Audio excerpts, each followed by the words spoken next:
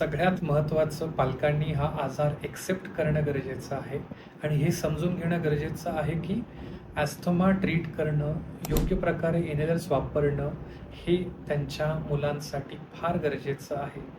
फक्त सिम्प्टम ठीक होण्यासाठी किंवा ॲस्थमा ठीक होण्यासाठीच नाही, तर बाकी त्यांचं पुढचं आयुष्य, त्यांची ग्रोथ ही प्रॉपर होण्यासाठी ॲस्थमा हा एक्सेप्ट करणं, त्याला ट्रीट करणं हे अत्यंत गरजेचं आहे.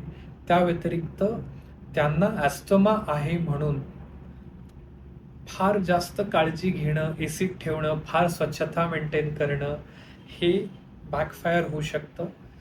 आम्ही सांगतो लहान बालदमाच्या पेशंट्सना किंवा त्यांच्या पालकांना की जर ॲस्थमा डायग्नोज झाला असेल तर त्याला नॉर्मल मुलांसारखं सगळं करू द्या. त्याला ग्राउंडवर जाऊ द्या, सगळ्या मुलांच्यात खेळू द्या, सर्व काही खाऊ द्या, हेल्दी गोष्टी खाऊ द्या. फळं हे सगळंच टाळलं पाहिजे असं मुळात नाही आहे. दूध टाळलं पाहिजे असं मुळात नाही आहे. सगळ्याच ॲस्थमाच्या पेशंट्सना, लहान मुलांना दुधामुळे त्रास होतो असं अजिबात नाही.